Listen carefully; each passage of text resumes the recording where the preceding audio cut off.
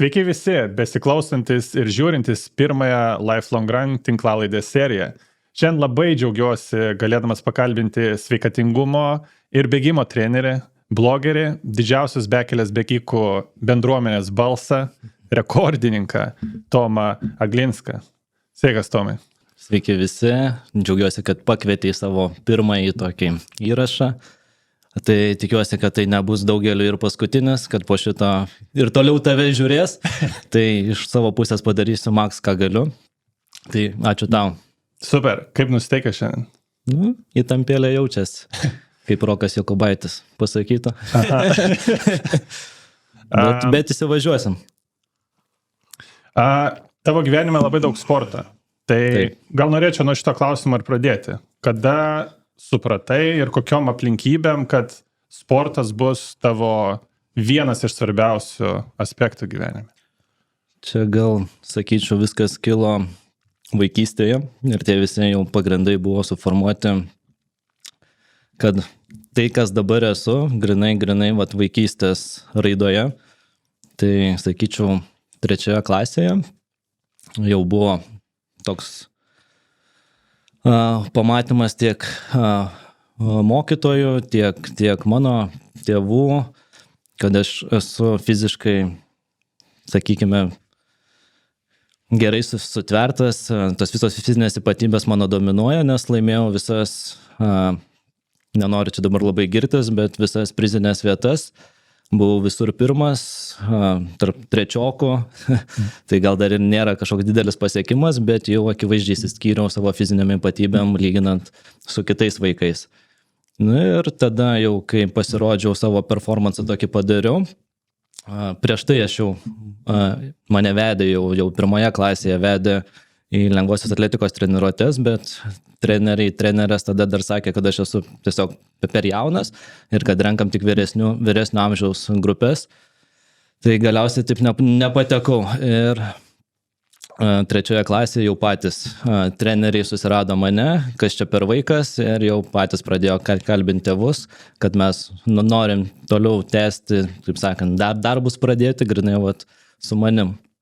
Ir vat, nuo 3 klasės pradėjau lankyti lengvosios atletikos užsiėmimus, ko pasekoje sekėsi tikrai neblogai. Gal tik išskirčiau tą momentą, kad visą laiką, kadangi laikai kažkaip tenais būrelio buvo man sunkiai suderinami ten su mamos darbais, aš visada jungdavausi prie vyresnių grupės ir aš visada turėjau į ką lygiuotis ir buvau net tarp savo bendramžių, bet buvau tie, kurie jau buvo ir greitesni, ir stipresni, ir augau tarp tokių vyresnių kartos. Ir va tas visas, kaip sakant, nuolatinis darbas, treniruotės, disciplina teikia labai didelį džiaugsmą. Tai noriu pabrėžti, nes tai dar kol kas nebuvo labai orientuota į kažkokį tai rezultatą. Kai prasidėjo orientavimasis į rezultato kažkoks siekimas, atsirado tada tokie momentai, kad man gal nebetikė tiek džiaugsmo, nes 3 vieta nebuvo 3 vieta, ne kad iškovota kažkokia prizinė vieta, kad tu visą laiką pripratęs laimėti, tai tas, vat, kaip vaikui buvo toks, sakyčiau, gal kiek ir treneris atsakomybė, nes aš dar nesuvokiau, kas vyksta, bet pasekoj, kai rezultatai nustojo progresuoti, pradėjau praleidinėti treniruotės ir tas buvo toks bangavimas to viso sporto.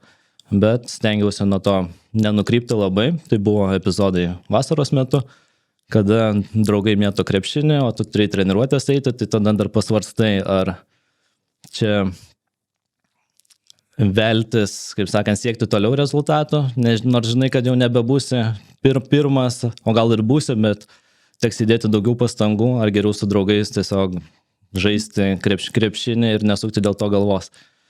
Bet turėjau stiprią trenerę, kuri nenuleido rankų, sako, tu gali, kad nebūtinai ir ten aukštų rezultatų, bet kad tavo gyvenime tas judėjimas būtų.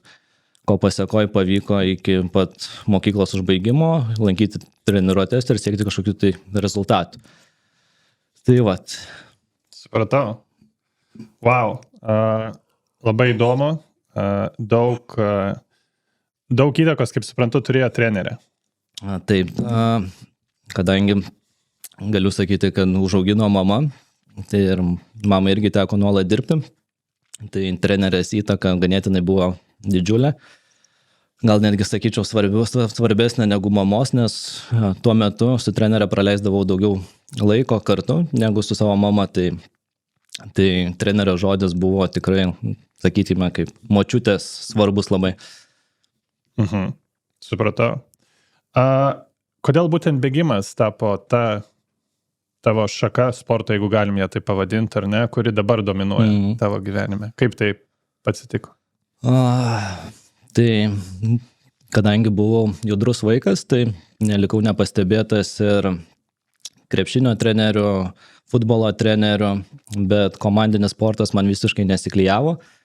Buvau tas vaikas, kuris gauna kamuolį, komanda kažkur, o aš darau savo dalykus. Ir kai tu esi komandoje, akivaizdžiai nesuderinami dalykai. Tai arba tu būsi labai geras, bet kažkokioj tokioj savo sferoj, o kažkas iš komandos, sakykime, taip ateis pasimėgaudamas pažaisti. Ir tas man psichologiškai neteikia didžiulio džiaugsmo, nes atrodo, aš čia stengiuosi 100%, o kiti komandos nariai ne, ir matai, kad tau visiškai su komandiniai sportai nelabai. Kol galiausiai lengvoji atletika, grinai bėgimo, sprinto rungtis, kur yra individuali rungtis, ten kiek įdėsi darbo, tiek ir turėsi. Tai tuo metu ir buvo, kad aš čia nuo nieko nepriklausomas ir grinai, kaip sakant, einu tuo keliu. Todėl būtent ir, kadangi greitis tuo metu dominavo ir patiko tai daryti, tai todėl ir bėgimas, ne krepšinis, ne futbolas, o kadangi užaugau naujoje Akmenėje, tu tokio daugiau pasirinkimo, kas liečia sporto būrelius, kaip ir nebuvo didelės pasiūlos. Tai... Supratau. Tai kaip tada iš stadiono, kaip suprantu, lengvosios atletikos perinam į miškus, ar ne? Į bėgimą miške, tą bekelę vadinamą, ar ne? Jo, tai stadionas buvo uždarytas, sakyčiau, su paskutiniu Lietuvos čempionatu sprinte. Tuo metu reikėjo 100 metrų nubėgti per 11:3. Tą normatyvą pasidariau, iškovojau teisę dalyvauti Lietuvos čempionate. Ir tai buvo mano paskutiniai metai Lietuvos čempionate, kurie buvo visiškai nepavykę. Tuo metu ir pramiegojau ir startą, ir nepatekau nei į A, nei į B finalą. Ir buvo toks nusivylimas savim. Bet kadangi aš jau planavau stoti į Vilniaus pedagoginį universitetą, grinai į kūno kultūrą, tai tą sportą kaip ir tu negali paleisti, bet to pačiu žinai, kad tau reikės. Tai galiausiai tada dar nusprendžiau studijų metais tęsti lengvąją atletiką, bet jau su kita trenerė. Man rekomendavo Palmyra Žukienė, kuri dabartinė buvusi Vitalijaus Kozlovo olimpiečio trenerė. Puiki trenerė, puikus žmogus, bet kai tu atvyksti iš, sakykime, nedidelio miestelio į miestą, tas miesto gyvenimas tave įtraukia ir atsiranda naujos atsakomybės, nes tu esi be mamos, esi jau pats vienas, tai turi pasirūpinti ir, sakykime, iš finansinės pusės maks, kiek tu gali. Tai atsirado darbai, atsirado, kad treniruotės jau nebebuvo tas prioritetas, tai tam jau pradėjau skirti labai mažai laiko. Tai dar studijų metais, kadangi mokslas buvo viena iš tų pirmenybių, tai studijų metais dar sudalyvavau ten studentų čempionatuose, bet sprinto rezultatai jau buvo visiškai nebe tokie, kurie būtų sakę, ką aš dar galiu varžytis. 3 vietos nebuvo tada jau. Jau ir 3 vietos nebebuvo, tiesiog atsirado dėl dalyvavimo ir dėl universiteto. Tai nebebuvo tokio džiaugsmo, bet tiesiog dėl studijų reikėjo, tai dar, kaip sakant, blaškiausi. Bet jau buvau viena mintim, kad reikia kažką keisti, kažką kitaip daryti. Tai galiausiai nusprendžiau, kad reikia, čia galvot, 3 mano kursas buvo, 3 kurse atėjo tas suvokimas, kad kadangi aš negaliu profesionaliai kažką tokio daryti, tai reikia pasiruošti maratonui. Tai gimė idėja įveikti maratoną. Galvoju, čia pagaliau, kur užteks 2-3 kartus per savaitę išbėgti, lengvą krosiuką. Tai nuvažiavau tada pasidaryti sveikatos tyrimą į sporto dispanserį. Sporto dispanserį sutikau nuostabų žmogų, trenerį, sporto gydytoją Andrių Ramoną. Andrius Ramonas tuo metu buvo, čia gal kokie 2012 metai ar 2013, tuo metu buvo kaip ir Lietuvos rinktinės gydytojas ir taip mūsų keliai susikirto. Ir jis taip pastebėjo mane, sako, kad tu čia kaip ir sprinteris, kaip čia dabar sugalvojai maratoną. Ir va taip gavosi, kad aš jam papasakoju visą istoriją. Ir jis tada sako, tai jeigu tau trūksta iššūkio, mes turim tokį bėgikų bendruomenę, būrelį, kuri reguliariai ten šeštadieniais, sekmadieniais renkasi Sapieginėje. Ir aš tada kaip tik jau buvau pradėjęs ruoštis maratonui, gavau žalią šviesą, bet sako, prisijung prie mūsų treniruočių. Tai čia vos ne pati pradžia pačio trailo buvo, bekelės bėgimų. Kelinti čia metai buvo? Čia 2012-2013. Aha. Tai ir galiausiai aš jau susibėgau savo pirmąjį maratoną. Tai pirmasis maratonas, sakyčiau, ir liko to pirmojo įsimintiniausio maratonu, nes tuo metu susipažinau ir su tokiais bėgikais kaip Mindaugas Garmus, kuris yra įveikęs daugiausiai maratonų. Tai ten irgi yra nuostabių istorijų susijusių su juo, bet gal dabar pasiliksiu ateičiai. Tai, kai įveikiau tą pirmą maratoną, tada aš jau čia kietas bėgikas, aš čia maratoną ten įveikiau per 30 ar truputį greičiau. Kaip pirmą kartą bėgančiam, tiesiog nuo sprinto į maratoną, tai buvo toks kaip ir geras rezultatas, bent jau aš taip galvojau. Ir kuris džiugino tikrai mane, nes dar buvo visą laiką tas toks, kad reikia kuo geriau. Tai stengiausi ruoštis kuo geriau, todėl ir sveikatos tyrimai, bet vis nepaleido to gydytojo išsakyta mintis, kad mes ten savaitgaliais renkamės į Sapieginę. Kadangi aš jau pirmą maratoną įveikiau, galvoju, nuvažiuosiu. Ir atvažiavau. Ir viskas buvo nuostabu. Pirmus 3 kilometrus. Po 3 kilometrų aš jų nebemačiau. Tuo metu buvo Gediminas Grinius, Andrius Ramonas, man atrodo, gal netgi Vaidas Žlabys. Sakyčiau, visas elitas, kuris jau ir ruošiasi ir čempionatam, nes tuo metu ir prasidėjo ultros visokie čempionatai. Tai po 3 kilometrų aš galiausiai likau miške vienas. Ir dabar, svarbiausia, neturėjau su savim nei telefono, nieko, toks atvažiavau, o su chebryte pabėgiosiu. Ir toks buvo, kaip jie taip juda, žinai, aš čia maratoną nubėgau, čia sprintą atbėgiojau aibę metų ir kaip jie juda taip greitai. Ir tada pradėjau gilintis, kas yra trailas ir taip po truputį, kaip sakant, tas trailas, kad judėti kalvom, miškais ir ypatingai dar taip greitai tiesiog sužavėjo ir pradėjau to siekti. Tai pirmasis bėgimas jau varžybose tuo metu vyko Lietuvos trailo taurė. Ir pirmosios varžybos tai buvo tenais 10 iki 20 km bėgimai, kur ganėtinai pavyko konkuruoti. Tarp prizininkų gal dar ne, bet ganėtinai visą laiką top 10 buvo. Bet tada bendruomenė buvo nedidelė, tai tų dalyvių ten būdavo 30-40. Tai. Bet aš žinau top 10, tai viskas gerai. Tai taip ir prasidėjo visas tas kelias. O kaip iš to 10, ar ne, tapo 42 plus tie ultramaratonai? Kaip jie prasidėjo? Koks buvo tavo pirmasis? Tai pirmasis buvo jau 2015 metais, tai jeigu 13 pradėjau, tai kažkur apie 2 metus dar bandžiau, kas yra iki maratono trailė, o paskui pastebėjau bėgimą aplink Asvejos ežerą. Trasa tuo metu buvo ten gal 56 km aplink ilgiausią Lietuvos ežerą. Ir galvojau, kad reikia mesti savo iššūkį ir įveikti daugiau negu maratoną. Tai pirmoji patirtis tikrai buvo nuostabi. Tik buvo išmokta nemažai tokių pamokų, kurios vedė į svetimą sodybą, privačią sodybą. Ir iš 56 km gavosi 60, tai 4 km buvo nukrypimas, nes sužymėta trasa viskas buvo gerai, tik vienoje atkarpoje buvo pridėta baliono, o tai galvojau, kad čia posūkis, kur balionai veda. Tai gerai nepanalizavęs trasos, mažai ir patirties turintis, nubėgau į privačią sodybą, tai kas ekstra kainavo, kaip sakant, kilometras, o atbėgau į sodybą, o ten žmonės mėgaujasi savo švenčia šventę kokią, sako, o kas tu toks? Sako, tavo hebra tenais. Tai ir tada supratau, kad pasiklydo ir tada teko grįžti atgal, iššokti į trasą ir galiausiai pasiekiau tą finišą, bet patirtis buvo tokia įsimintina.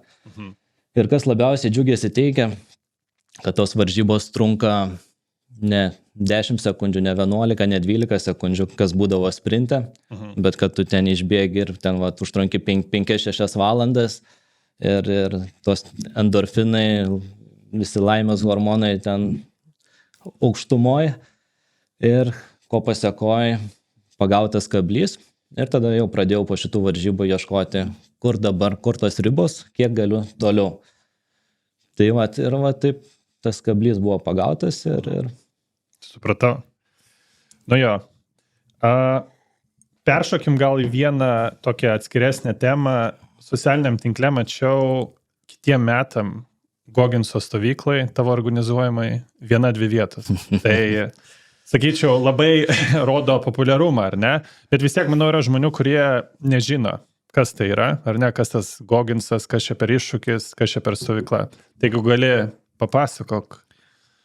Gogginso stovykla, tai aš sakyčiau, yra nuostabių žmonių festivalis, kurie susirenka į vieną vietą ir truputį pakentėti. Pakentėti tai iš tos pusės, kad Gogginso challenge'as yra, kad tu turi įveikti 4 myles arba dar kitai beveik 7 kilometrus, kas 4 valandas ir tas tęstinumas 48 valandas. Tai išeina 2 paros.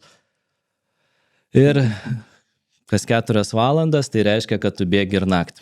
Tai didžiausias diskomfortas yra, kad tu turi keltis ten, tarkim, 2 nakties, 6 ryte. Tai čia prasideda tas didžiausias iššūkis. Žmonės, kurie nėra pratę tiek judėti, o dar gauna, kad tuo metu būna kovo pradžia, tai dar reiškia, kad ir oro sąlygos gali būti šaltos, vėjuotos, lietus. Tai tas toks diskomfortas tai tikrai patiriamas. Ir susiformavo nuostabi bendruomenė. Pradėjome 2022 metais. Tai čia pirmoji stovykla buvo. Gal apie 15 dalyvių, nes buvau užsibrėžęs, bus 10, bus gerai, pasikankinsim. Bet buvo šiek tiek daugiau ir tie žmonės, kaip sakant, susibildino ir realiai vos ne kiekvienas 100% toliau tęsia ir kartoja. Tai gaunasi toks kaip ir bėgimo sezono atidarimo, šventė. Tai kas leidžia tau dar žiemos metu, kaip sakant, nepatinginiauti, bet dar išlaikyti savo fizinį aktyvumą iki grinai šitos stovyklos. Ir tada ruoštis kitiems startam. Čia toks startas su garsu didžiuliu. Kem 8 valandas judėt. Jo, bet kas 4 valandas, tai tikrai tas bendrai gaunasi 12 bėgimų apie 100 kilometrų. Tai sakykime, jeigu tu per savaitę bėgioji bent keletą valandų, tai tau fiziškai kaip ir nebus sunku, tik psichologiškai grinai dėl miego. Bet realiai per tą laiką tu pilnai atsistatai. Ir tikrai visi, kiek dalyvavo, sakykime, 96%, kurie pasiekė tą finišą, kurie įveikė tos visus 12 raundų. Tai procentas tikrai didelis. Jo. Kaip gimė idėja šiai stovyklai? Kaip sugalvojai? Idėja tai gimė gal 2018 metais, nes išėjo pirmoji Gogginso knyga, Can't Hurt Me. Tuo metu gyvenime buvo mano toks kaip ir sudėtingas laikotarpis. Turėjau problemų su priklausomybėm. Tai, nežinau, daugeliu bėgikų aš atviravau apie tai, dabar gal šiek tiek į viešumą labiau išeis, bet turėjau potraukį lošimams. Ir vienu metu buvo taip, kad buvau pralošęs nemažą pinigų sumą. Tai ir galiausiai kažkaip, tuo metu pabėgioji, psichinė būklė pasitaiso, atrodo, tada vėl įnyksti į tuos dalykus, tada vėl pabėgioji, bandai save kažkaip įtikinti bėgimu. Ir galiausiai bėgiodamas klausiau nemažai audio knygų ko pasiekoje papuolė ir Gogginso šitas leidinys, nes tuo metu jis buvo Amazon #1 bestselleris. Galvoju, nu, tai kas čia tas Gogginsas. Ir va taip po šitos knygos pradėjau gyvenime daryti kažkokius adekvačius pokyčius. Ko pasiekoje šitas bičas man tikrai padėjo, nes buvo vienas iš tų tokių, kas liečia be šeimos, šeima mano tuo metu buvusi draugė, žmona, dabar jau žmona, tikrai kartu išvien tvarkėme šitas problemas ir nepaisant jos buvo dar greta žmogus, kurio nei matęs dar gyvai, nei pažįstu, bet jo ta knyga, kad dude, what you doing, žinai, tai inspiravo, kad tikrai reikia keistis ir susijimti su savim grinai. Tai sakyčiau, nu, padėka tam žmogui, tai tikrai, ko pasiekoja dabar organizuoti tokias stovyklas ir supažindinti su ta asmenybė. Kai kurie yra nusiteikę prieš jį, nes jis visą laiką, kad no pain, no gain, kad per kančią, per skausmą, kitiem žmonėm nėra tas priimtina, bet man tuo metu buvo toks, kad įsprendęs kai kurios dalykus labai rimtus. Tai. Supratau. Na, iš vienos ar dviejų likusių vietų akivaizdu, kad tikrai yra žmonių, kurios jau nelikę. 5 ar 6 vietos rezerve. Aha. Tai ganėtinai sunku yra rasti sodybą, kuri ten talpintų, sakykime, kur būtų galima jaukiai bendroje atmosferoje būti, kad nebūtų kokie 2 nameliai, kad talpintų ten 50 žmonių kaip pavyzdys. Tai dabar kol kas apsiribojęs su 30 vietų. Aha. Ir kol kas tos 30 vietų dažniausiai būna tik kokie 5-6 nauji žmonės. Visi tie patys kartoja ir iš karto atvyksta jau kitiem metam rezervuok. Tai bent jau džiaugiuosi, kad susirenka tokia nuostabi kompanija. Jo, wow.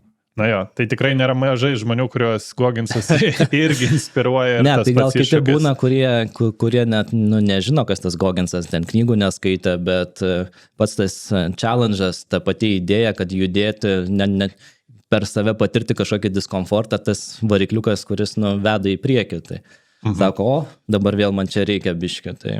Jo, supratau. Minėjai 48 valandas, tai visai nesenai, dar šiais metais, tu savo iškėlei kitą iššūkį. Tos pačios 48 valandos, bet formatas šiek tiek kitoks. Tai ar gali papasakoti apie, irgi ne visiems girdėjusiam, ar ne, apie šį iššūkį? Tai čia būtų Everestingo iššūkis.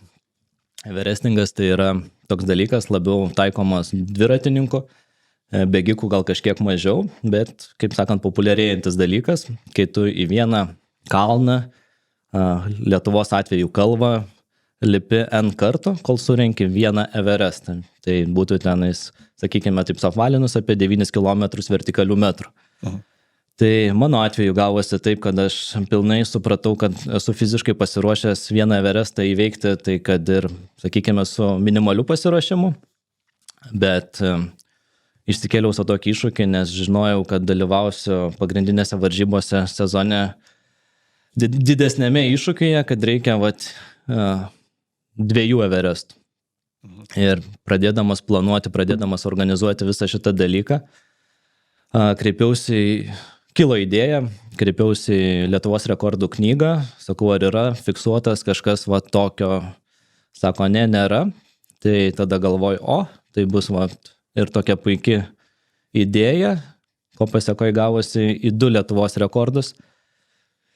Ir po truputį pradėjau dėliotis savo planus, kad į vieną kalną, lietuvišką kalvą, teks sulipti ten 130 kelis kartus. Aukštyn, žemyn, gal kažkiek įtraukiant ir horizontalių metrų.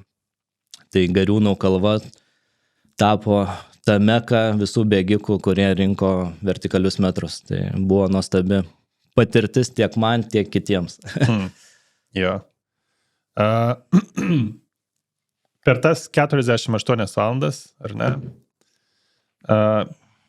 Kai vykdėjai savo iššūkį iškeltą, ar ne? Kai įveikiai, po kurio laiko matyt apmąstai, kokia galbūt didžiausia pamoka gauta buvo po šių 48 valandų? Supratau, kad noriu daugiau. Ne, šiaip kai įveikiau, tai įveikiau tikrai ganėtinai sklandžiai, neturėjau kažkokių problemų su atsistatymu, nebuvo kažkokių psichologinių lūžių, tai netgi to pasigėdau, nes tikėjausi, kad čia jau rimtai va tas iššūkis, nes kai pasakai skaičius, tai atrodo ganėtinai sudėtinga ir tikrai nemenkas iššūkis. Bet kai pasiekiau gal nepilnas 40 valandų, tai dar iki oficialaus rekordo uždarimo, tai dar liko 8 valandas, kur dar kaip ir galėjau judėti, bet tiesiog, kad jau pasiekiau savo tikslą, tai nusprendžiau tiesiog jau eiti miegoti ir viskas. Nors praktiškai dar tikrai buvau toj stadijai, kur dar būčiau tikrai galėjęs judėti ir surinkti ten gal 20 ar gal netgi tą 3 Everestą. Bet tiesiog, kad jau tikslas buvo toks ir psichologiškai nusprendžiau nebetęsti. Tai, manau, tas puikiai pavyko, ko pasiekoje nepatyriau, kaip aš sakau, dabar jau neatsirado pažintis su drakonu, nebuvo kažkokių tai krizių, tai, sakau, netgi pritrūko, aišku, visų pirma, tai daug kas lėmė oro sąlygos, nes trasa buvo parinkta tokia, jeigu lietus, tai tada jau bus reikalų, nes tešlos, tas techniškas toks nusileidimas, kur būtų labai ir pavojinga, ir sulėtėtų ir tempas, ir būtų ženkliai sunkiau, bet oro sąlygos išpuolė puikios, ko pasiekoje pavyko pasiekti 2 Lietuvos rekordus, tai vienas rekordas buvo, kad į kalną buvo sulipta ten 130 keli kartai, surinkta beveik 18 km vertikalių metrų, o antras rekordas buvo jau bendrai žmonių, kurie atvyko į renginį, nes galiausiai toks vienas idėjinis renginys tapo grupė žmonių. Tai nusprendėm su Rekordo akademija fiksuoti ir antrą rekordą, tai kaip grupė žmonių, tai daugiausiai vertikalių metrų surinkta kaip bendruomenės per 2 paras. Tai kur ten jau irgi nežmoniški skaičiai, gal ten bendrai sudėjus apie 300 km vertikalių metrų per 200 žmonių. Tai reiškia, kiekvienas žmogus tai kažkur vidutiniškai bent apie kilometrą surinkdavo. Tai irgi vau buvo. Tikrai wow, kaip iš Vilniaus į Pajūrį, tik į viršų. Jo, tik į viršų lipė. Jo, supratau.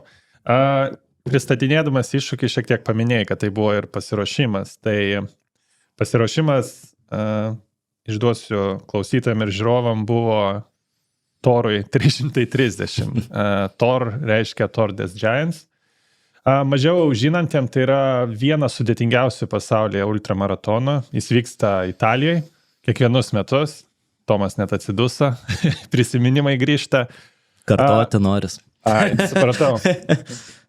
Tai šiuo atveju atstumas yra 330 km ir sukilimo yra 24 km. Sunkiai įsivaizduojantiems žmonėms tai būtų 3 Everestai. Plius minus į viršų, ar ne? Aš gal nelyginčiau to su Everestu, nes Everestas yra vis tiek labiau aukštuminis alpinizmas, o čia yra bekelės bėgimas, kad tu aplink bėgi tik žemesniam kalvom. Tai... Ir nežinau, gal pertraukiau. Tai dar norėjau pasakyti, kad pačiam bėgime 25 perėjos ir jų aukštis dar siekia nuo 2 iki beveik 3,5, tai ir deguonies trūkumą reikia įtraukti į šitą formulę. Tai aš pats dabar pristatinėdamas labai sunkiai suvokiu šios skaičius, ar ne? Kas, sakykime, tave, nežinau kaip pasakyti, ar paskatino, ar pastumėjo pasirašyti tokiam iššūkiui? Mintis buvo jau kaip sakant, 21 metais pastebėto šitos varžybos buvo, jau taip labiau, jau kad pajaučiau, kad bet tuo metu dar turėjau nebaigtas Mont Blanc'o varžybas, tai 22 metais aš finišavau pilną maršrutą aplink Mont Blanc'ą, tai gavosi ten 180 km horizontalių ir 10 km vertikalių. Tai buvo irgi nuostabi patirtis. Bet tos varžybos man buvo jau toks antraeilis variantas, nes jau mintise, tai sakykime, nuo 22 metų jau mintise gyvenau su Toro varžybom. Tai galiausiai vat, po Mont Blanc'o mes kartu keliavom su Daugirdu Šemetu, kuris buvęs olimpietis boksininkas. Jis irgi tada įveikė šitą maršrutą aplink Mont Blanc'ą. Ir jis manęs klausė, kas toliau, Tomai. Ir aš jam užsiminiau, kad, sakau, turiu užmatęs tokį reikalą ir, sakau, man visas va tas trailė aš jau esu šiek tiek daugiau negu 10 metų. Tas visas veda va į šitas varžybas. Ir jeigu va reikėtų baigti karjerą, tai va jeigu baigti, tai baigti su šitom varžybom. O tai jis labai liko susidomėjęs ir taip gavosi, kad jis vos negrįžęs iš po Mont Blanc'o iš karto išsiaiškino, kokios tai varžybos, sako, aš užsiregistravau jau. O aš tik dar vis buvau tas begalvojantis apie tas varžybas. Nu ir va tada nusprendžiau pastebėti, kaip jam sekasi, jeigu jis tikrai čia gali veltis ir įveikti, tai manau, kad aš irgi tam galiu tikrai jau pribrendęs ir galiu startuoti. Tai galiausiai jam puikiai pavyko, tai 23 metais subėgo jis ir dar vienas bėgikas Aurelijus Dvelys, kuris va irgi šiais metais jau 3 kartą bėgo tenais. Tai tada va supratau, kad viskas aš registruojuosi ir 24 metais aš startuoju šitose varžybose. Tai beliko tik išspręsti finansinius dalykus, nes tos varžybos startinis mokestis kaip pavyzdys vien jau 1000 eurų. Tai iš tos pusės finansinė supranti, kad jeigu investuoti tą sumą, tai kad būtų kažkoks tai kaip ir projektas, kur tas projektas virstų į kažkokį tai ar dokumentinį filmą apie tai nusprendžiau rinkti, kas tikrai labai, labai ačiū žmonėm per GoGetFunding platformą pinigus iš, sakykime, bendruomenės, tie, kurie irgi gyvena bėgimu bekelę. Ir pavyko labai puikiai, tai ta didesnė pinigų suma leido, kaip sakant, filmuoti medžiagą, rinkti turinį ir labai tikiuosi, kad nenoriu prisižadėti kitais metais, bet kad ta medžiaga atsidurs ir kino filmuose. Tai va taip va. Supratau. Labai lauksim, bus įdomu pasižiūrėti dokumentinį filmą. Kančios. Jo. Ok, tai techninės detalės išsiaiškinai, visas tos buitinės detalės. Kaip ruošiais šitam varžybam, kaip jom pasiruošti? Manau, tokie gal 3 pagrindiniai aspektai matyti psichologinis, ar ne, fizinis, gal jie kažkiek susiję, ar ne. Ir tas trečias toks, mano akimis įdomus yra mityba ir savęs, kaip pasakyti, ir tie skyšiai, tarkim, ar ne. Kaip ruošiamas tokiam varžybam? Aš tai juokauju, kad ruošiesi kaip ir paprastam maratonui, tik kad skiri biškį daugiau vertikalių metrų į viršų. Tai reiškia, kad daugiau palipi į kalną. Tai pasiruošimas tikrai tas planingas nebuvo labai jau kažkoks strateguotas, kad šitom varžybom. Buvo galimybė, tarkim, įsigyti paslaugą iš trenerių, kurie grinai ruošia tam, bet tu žinai, kad tie treneriai, jie gimė ir užaugę greičiausiai Italijoje, ten Šveicarijoje ar kitose šalyse, kur turi kalnus ir turi tą įsivaizdavimą. Tai pabijojau kreiptis grinai į trenerį specialistą, kad ruoštų tom varžybom. Aišku, aš rašiau Andriui Ramonui, nes Andrius Ramonas buvo vienas pirmųjų mano trail, kaip sakant, į kuriuos kreipiausi nuo pat pradžios, grinai pasiruošimo. Aha. Bet jis tuo metu sako, turiu Tomai labai daug darbo, sorry, tikrai neapsiimsiu. Tai buvo toks smūgis į paširdžius, bet nusprendžiau, kad turiu pakankamai jau nemažai, kadangi ir baigiau sporto mokslus, turiu pats nemažą bagažą žinių, tai plius minus tas pasiruošimas kaip ir viskas aišku buvo. Tik jau tada pradėjus ruošti, pradėjau susidurti su tokia problema, kad tau vis reikia daugiau laiko, o kadangi mažas vaikas, šeima, tada visa našta kenčia, kaip sakant, visa našta pereina ant žmonos. Tai tikrai, sakyčiau, mano toras buvo prieš pasiruošimą jau grinai šeimoje šitas dalykas, nes reikėjo strateguoti, tau reikia tiek valandų susistrateguoji, bet žiūri, kad tu, daug dievė, ten 60% to padarai. Tai, sakyčiau, tas visas pasiruošimas toks ganėtinai buvo įtemptas, nes ir tavo ta psichinė būklė, kadangi tu daug laiko skiri judėjimui, tu esi pervargęs, pavargęs. Tai labai ačiū savo mylimai žmonai, kad tiek viso pasiruošimo metu, tiek varžybų metu buvo labai didžiulė pagalba. Ir kad be artimųjų pagalbos nepanašu, kad aš torui būčiau ir pribrendęs, ir įveikęs. Tai labiau, atsakyčiau, ta tokia O kalbant apie fizinės ypatybės, tai tiek tas grinai jėgos elementas, ištvermės, ta prasme, čia turi būti darna. Ir kalbant apie galvą, tai apie galvą gali kalbėti tada, kai jau esi 3, sakyčiau, naktis išgyvenęs, bet jeigu 3 naktų nesi išgyvenęs, tu dar nelabai supranti, kas yra ta galva. Tai nes man visą laiką ultramaratonai vykdavo iki 2 parų, tai 2 naktis man būdavo aiškios, sakydavau, kad man čia su galva viskas gerai, aš čia esu, bet pasirodavo 3 naktis ultramaratonuose ir ypatingai kaip Tore yra ta leminti, kuri grinai atskleidžia dėl miego stokos, koks tu būsi ir kur tu gali nueiti. Tai 3 naktis buvo, tai kai žmogus sako, oi čia su galva, tai tas žmogus tikrai, ta prasme, turi turėti bent jau 3 parų patirtį, kalbant grinai apie pasiruošimą tokio kalibro varžyboms. Supratau. Ok, pereikim tada gal jau prie arčiau pačių varžybų, ar ne? Stovi prie starto, ar ne? Kaip raminisi? Kas dedasi galvoj? Aš gal dar norėčiau paminėti, kad tas stovėjimas prieš starto, tai irgi, kadangi tu tavo varžybos visą laiką yra tarp 2 ir 3 km aukštyje, tai reiškia, kad tau reikės aklimatizuotis. Tai buvau nusprendęs keliauti ir keliavau pas Indrę ir Aurelijų, kurie gyvena irgi Lietuvos bėgikų bekelės bendruomenės labai nuostabi dalis, kurie netgi ne vieną mane, jau ir keletą bėgikų priėmė pas save Šveicarijoje pagyventi ir aklimatizuotis ar ruoštis kažkokiam kitiem iššūkiam. Tai jie mane noriai priėmė.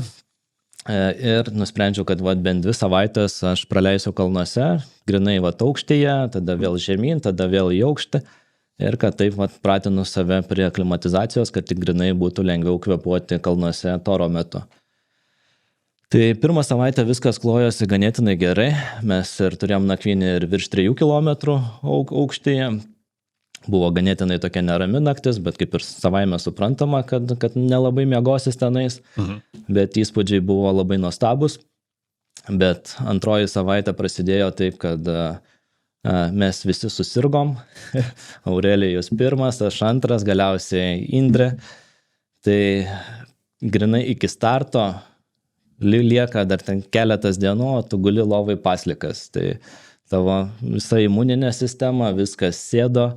Atrodo, tu kaip ir supranti, kaip ir reikia startuoti, nes kaip ir įsipareigojimai yra, tavo komanda atvažiuoja, bet tu fiziškai toks, daržovės ir galvoji, blemba, čia dabar 300 su viršum kilometrų, aš čia dabar lovai guliu ir vos galiu nueiti arbatos pasidaryti. Tai buvo nežmoniškas kosulys, kai Indrė netgi kosėjo ten kraujais, pasigavom kažką, COVID kaip ir tyrimus pasidarėm, COVID kaip ir nerasta, tai reiškia kažkas kito. Tai grinai mano startas taip ir atrodė, kad 2 dienos iki starto aš jau jaučiuos kaip ir gerai, bet dar neužtikrintai. Tai buvo labai daug abejonių, kaip man seksis toliau, nes buvau įsitikinęs, kad čia viskas bus gerai, po ligos aš jau nebesijaučiau taip užtikrinti. Galvojau, kad startuoti reikia, tai pabandysiu, bet atsirado tas toks, jeigu bus blogai, tai nusiimsiu. Nors prieš tai tokio plano net nebuvo, buvo planas išvien.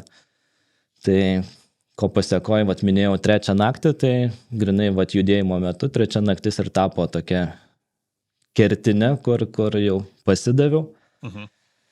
Ir tik komandos dėka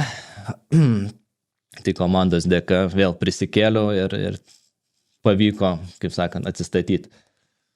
Tai gali gal papasakot plačiau apie tą 3 naktį? Tai gal darba pradėkim dar nuo pačio starto. Tai kad startavus, tai 1 diena viskas buvo kaip ir gerai. Negaliu sakyti, kad viskas labai gerai, bet viskas buvo gerai.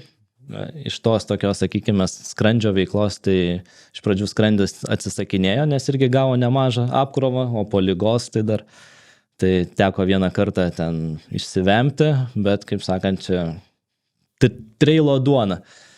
Tik aišku, tos duonos geriau rečiau.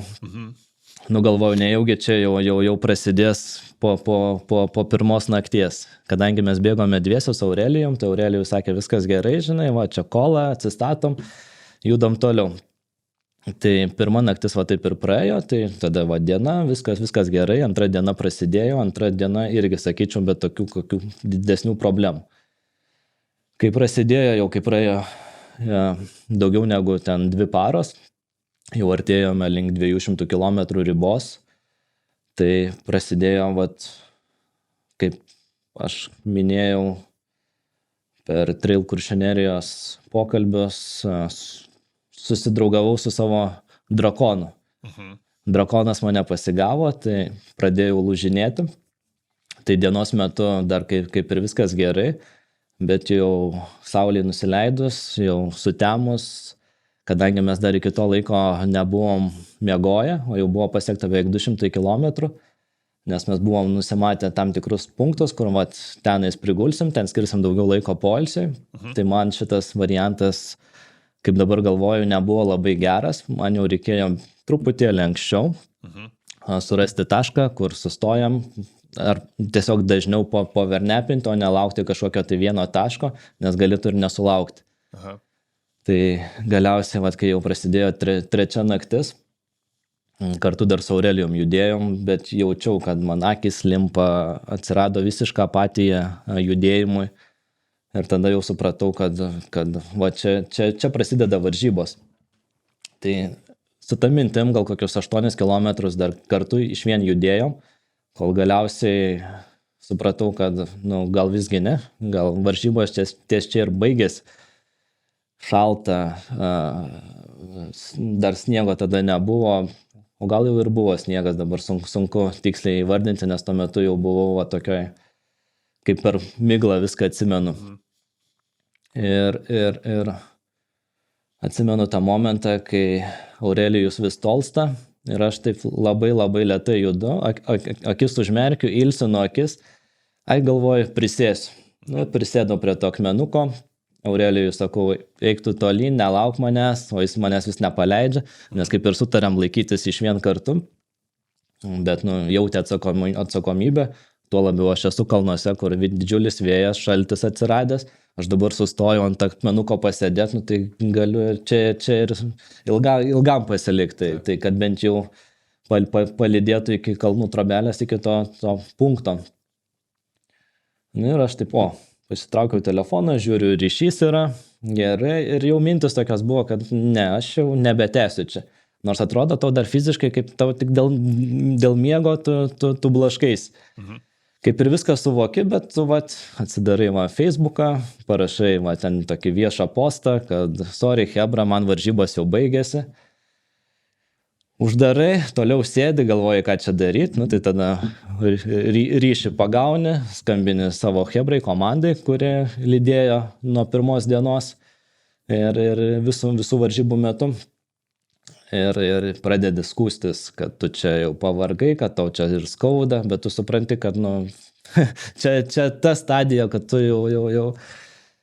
Ir geriausia reakcija buvo, kad tu truputėlį pajudėk, sušilk, o mes važiuojam. Tai sureagavo kaip ir, kad nesvaik, viskas tai protingai, tu tik nenustok judėti, dar liko porą kilometrų iki punkto kalnų trobelės. Galvoju, tos porą kilometrų aš nueisiu, tada hebra atvažiuos ir važiuosim laimingai namo. Bet galiausiai aš pasiekiau tą punktą, nežinau, tos 2 kilometrus velniškai, aš ilgai ten jau pėdinau, nes, sakau, miegos tokiam blaškiai visas pusės. Aš pasiekiau tą kalnų trobelę, matau ten toliau kaip ir kelias eina, galvoju, čia hebra galės privažiuoti. Ir mano organizatoriai sako, ne, sako, tavo komanda galės tik po 7 km žemyn privažiuoti, nes sako, čia šitas privažiavimas tik emergency only, kad tik greitoji pagalba gali atvykti. Ir tada galvoju, papuoliau, čia dabar reikės vis tiek kažkaip nusileisti. O aš jau ten į protokolą pasakiau, kad jau did not finish, jau mane čia nuimkit, numeriuką užsirašė, kadangi ryšys prastas buvo, tai ne elektroniškai kažkur, bet į žurnalą. Ir, tai sako, tada prisėsk, pailsėk, žinai, ir aš atidarau tą kalnų trubelės duris ir matau, kaip velniškai visiems sudėtinga, visi čia kenčia, žinai. Ir tada galvoju, blem, aš čia kaip ir niekas nelūžo, kaip ir tiesiog, visiems sunku, žinai. Ir dabar žiūriu žvilgsniais, su vienu azijiečiu ten susižvalgom, rodo man, kad va čia kaip ir yra vietos, gali atsisės, nes realiai visi ten išlūžę, vietą užėmė. Tai aš va tarp azijiečių ir jo draugo azijiečių, tarp dviejų azijiečių įsispraudžiu, šiltą, gerą, arbatėlės dar atneša, jau kaip ir taip fainiai, jėgų atsirado. Ir galiausiai arbatėlės išgeriu, galvą padedu ant stalo ir 2 valandas tiesiog ant stalo galvą padėjęs miegu. Ir tada prabundu, šalkretis, žinai. Hebra išsiskirstė, azijiečiai nebešildo, šalta pasidarė. Ir va tas momentas toks buvo, kad reikia pradėti judėti, žinai, sušilti, tai dar trobeliai tokia pramankštelę pasidariau, apšilau ir tada duris pradarai ir vėl į tą vėją, šaltį ir visą kitą. Ir vėl ryšį pagaunu, su komanda susiskambinu. Komanda sako, taip mes mieste, bet sako, mes negalim niekaip, sako, iki tavęs davažiuoti. Tai sakau, gerai, aš bandau leisti žemyn, bet sakau, gerai būtų, kad bent kuris iš jūsų, žinai, liptų į kalną. Sako, ne, mes tai tikrai nelipsim. ir galiausiai sutarėm, kad pusiaukeliai mane pasitiks ir kartu nusileisim iki miestelio ir kur jau bus jau tikrai jau priimtas kažkoks tai sprendimas, ką daryti. Ir galiausiai mes pusiaukelėje ten įveikus nuo kalnų trobelės, kurią palikau, nusileidus kokius 3 kilometrus, pusiaukelėje susitinkam. Ir tada prasidėjo, taigi sako, tu čia puikiai judi, žinai, gal greičiau negu mes čia, žinai, kurie neturėjo 200 kilometrų krūvio. Ir tada pradėjau galvoti, kaip ir taip, bet man vis tiek sunku, žinai, čia tą paskausta. Ir jie pradėjo tokį psichologinį smurtą, kaip aš dabar vadinu, kuris davė tikrai teigiamų rezultatų. Sako, mes čia dėl tavęs 10 dienų atostogų pasiėmėm, o tu sako, 3 naktį jau nori pasiduoti, žinai. Tai nepanašai, tai netoks planas buvo. Bet prieš tas visas varžybas aš jau buvau komandai įspėjęs, sakau, kad lūšių tai tikrai yra didelė tikimybė, kad ne po 2 parų, bet sakau, nežinau, kas dėsis 3 naktį. Tai jau buvo Hebra informuota, kad jeigu toks bus, kad manęs lengvai nepaleist. O aš jau ten ir Facebooką prirašęs ir mes pradėjom kartu po truputį leistis, o jie vis, čia tų žmonės ir pinigus aukoja, čia taip ir taip, ir rimtai, sako, gi niekas nelūžo. Aš irgi apsidairau, kaip ir judėti, kaip ir galiu. Ir jau, kai liko ten keli šimtai metrų iki to punkto, jau pamačiau ir savo žmoną, tai vėl, kaip sakant, viskas, kad čia per kvailas sprendimas dabar pasiduoti, nors žmona jau gal viskas užtenka, tai buvo tas toks ne, kad davai varyko, kad gal tikrai užtenka. Kam čia save žaloti, jei tai vyro, tai reikia, žinai. Tai. Bet komanda buvo tvirtesnė negu mano žmona iš šitos pusės ir sako, viskas užkandė, kiek reikia atsistatai, žinai, ir važiuojam toliau. Ir tada galiausiai priėmiau sprendimą, kad tiesiu varžybas toliau, nors iš pradžių dar abejojau, nes jau buvau pasižymėjęs, kad aš viskas nusiemu. Sako, mes įspręsime, sutvarkysim. Tai tuo metu, jeigu nebūčiau turėjęs komandos, tai aš taip ir likęs būčiau to kalnų trobelį ir galiausiai nusileidęs į miestą ir tikrai 100% nusiėmęs, nes jau buvau psichologiškai.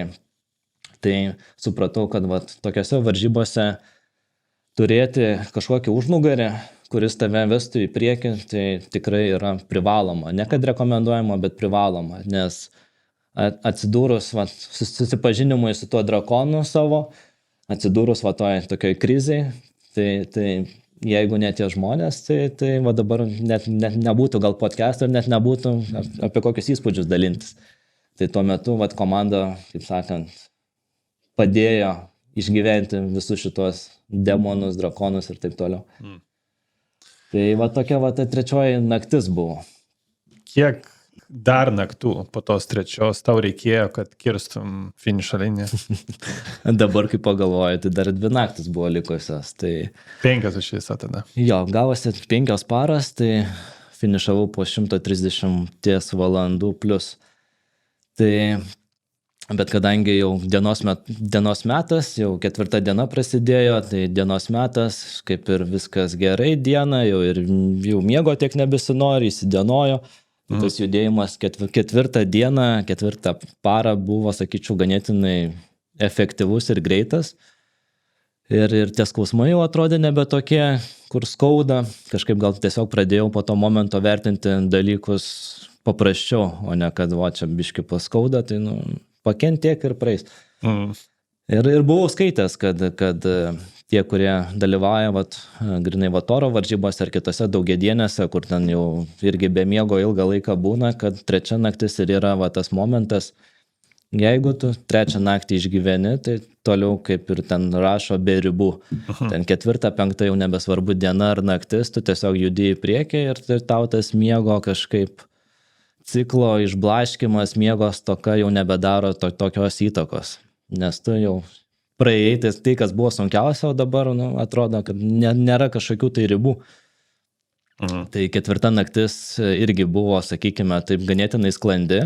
Nes tuo metu jau pasiruošiau, kadangi judėjau be Aurelijaus, nes Aurelijus, kadangi tada atsisveikinom prie 3 naktį, jis pradėjo judėti savo ritmu, kadangi turėjo daugiau ir patirties, nes prieš tai jau dalyvavo 2 Toro varžybose, tai jam čia buvo 3 toks pasirodymas, 3 finišas pasiektas, kas irgi yra protų sunkiai suvokiama.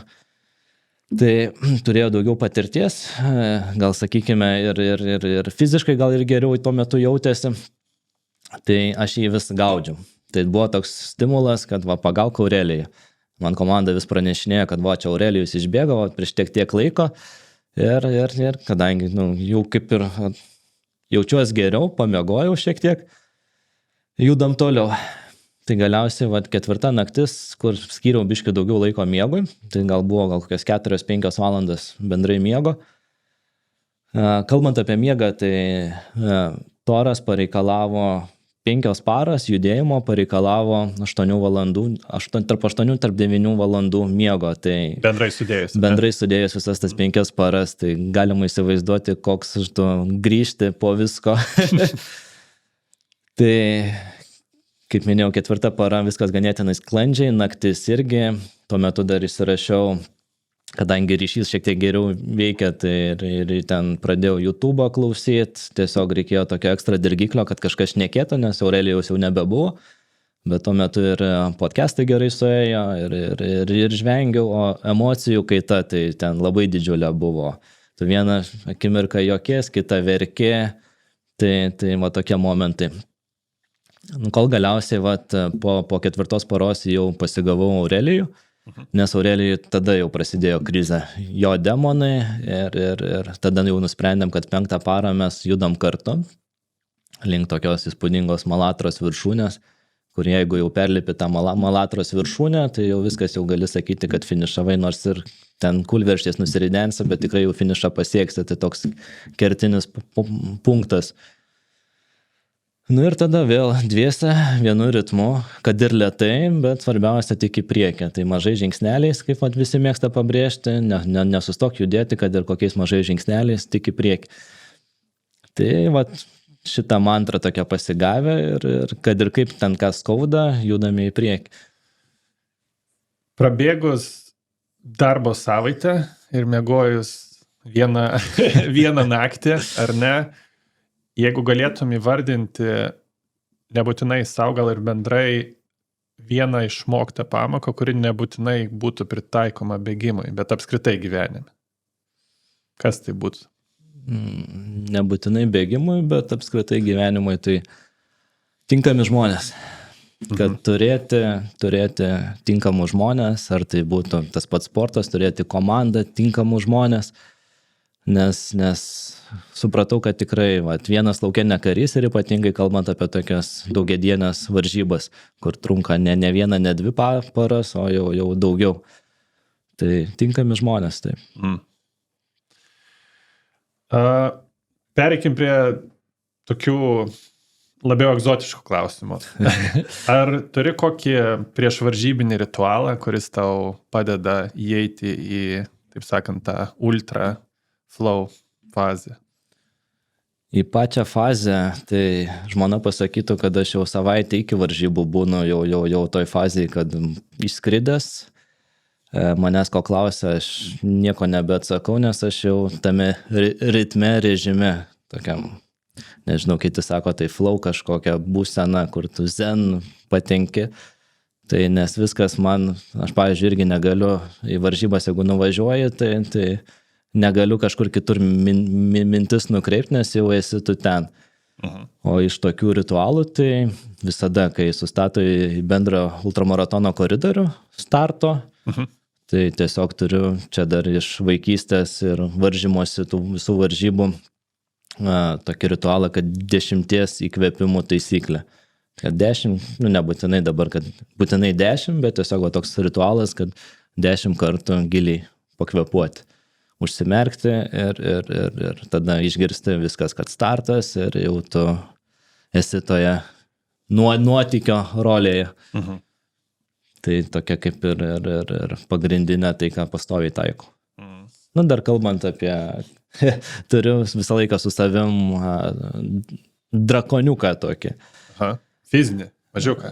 Jo, mažiukas, toks kaip meškiukas, tai kur irgi prisisegu prie savo kuprinės ir realiai kiekvieno ultramaratono, vos ne kai pradėjau tuos ilguosius bėgimus, kas liečia 100 km ir daugiau, tai jis lydi mane.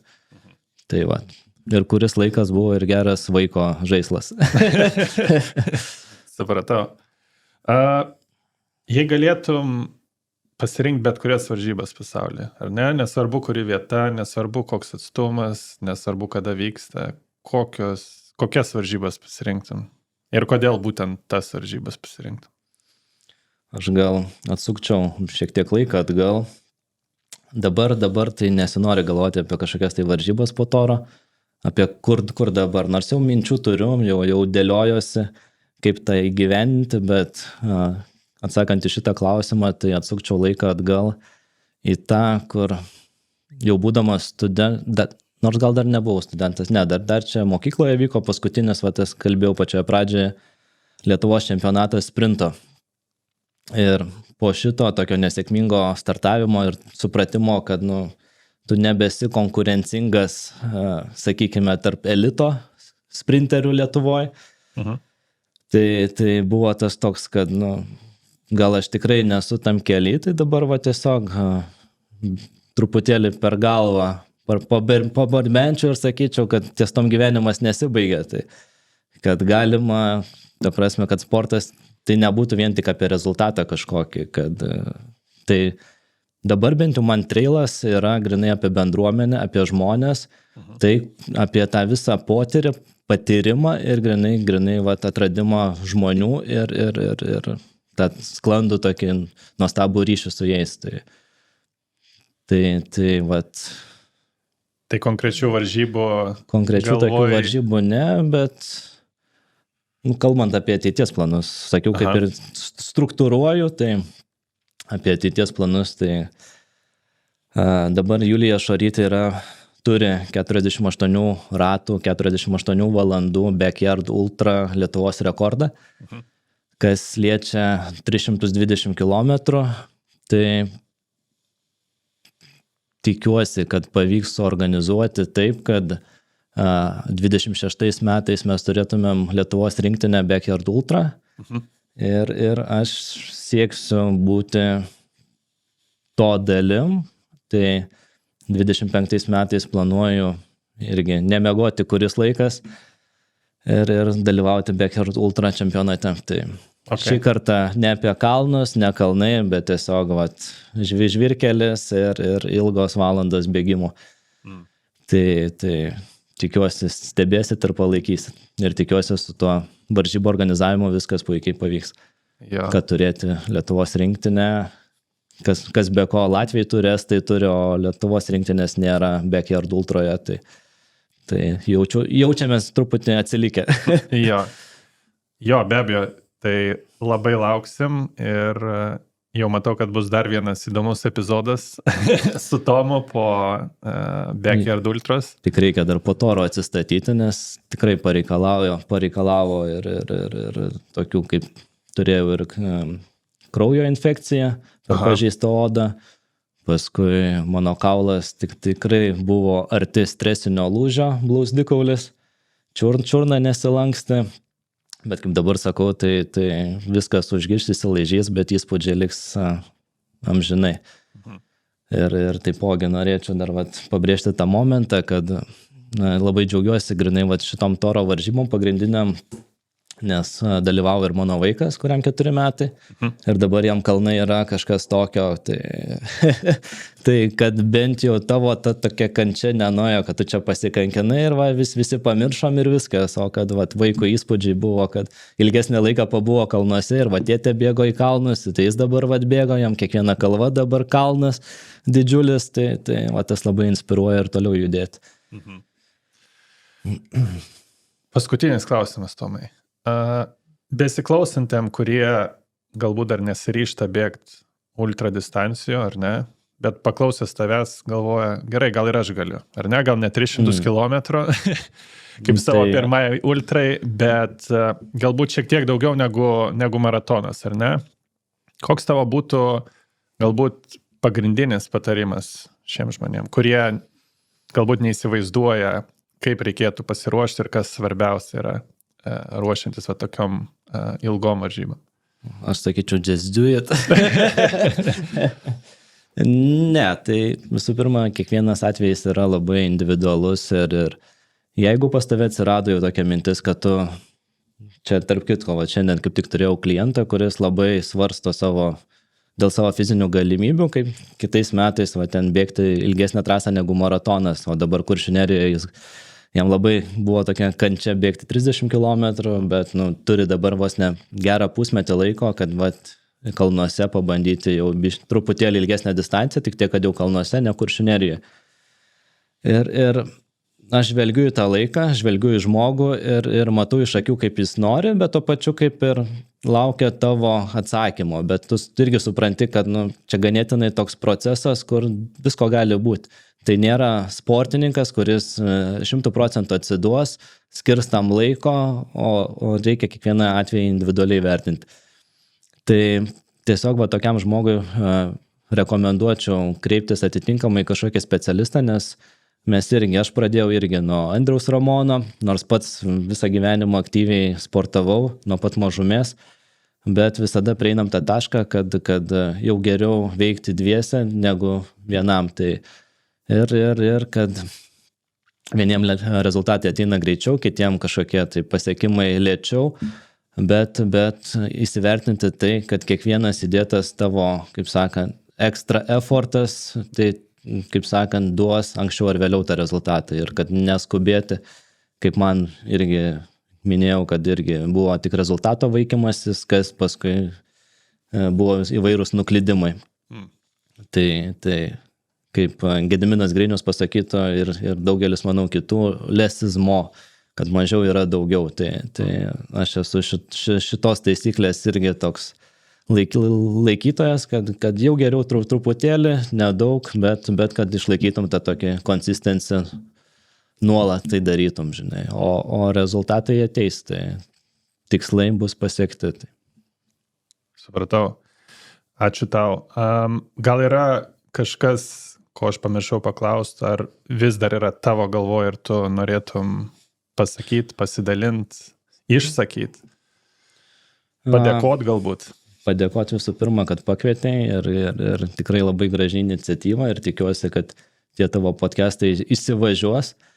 Aš čia dabar gal kaip pirmas ambasadorius toks, nežinau, pats nepratęs prie mikrofono ir Tai toliau tai tikrai norėčiau padėkoti savo šeimai, žmonai, vaikui, visai aplinkai, kas artimiausi žmonės aplink mane. Toro visai komandai, nežinau, jau N kartų dėkojau, tai žmonės irgi, kaip minėjau, 10 dienų atostogojame, kad aš pasikankinčiau. Ir visai Trilo bendruomeniai, nes tikrai sulaukiau nemažai palaikymų. Tiek varžybų metu, tiek pasiruošimo ir tikrai tie žmonės, kurie skiria bent akimirką tai, ką darau, tai tikrai inspiruoja veikti. Ir aišku, savo rėmėjams, kurie irgi prisideda prie mano kelionių, tai Montis Magija, Lekė, nuolatiniai draugai. Supratau, tai Tomai, ačiū tau labai už skirtą laiką. Manau, tai brangiausias dalykas, ką galim duoti vieni kitiem. Už patarimus, už tavo istoriją, už atvirumą galų gale ir už įkvėpimą. tikrai tikiu, kad ne tik mane, bet ir besiklausančius ir bežiūrinčius įkvėps istorija, galbūt ne 300 km, bet galbūt tiem pirmiem kilometram, ar galbūt permušti tuos pirmosius savo 10 km, ar pereiti iš maratono į ultramaratoną. Tai dar kartą ačiū, Tomai, tau ir iki kitų kartų. Dėkui. Iki.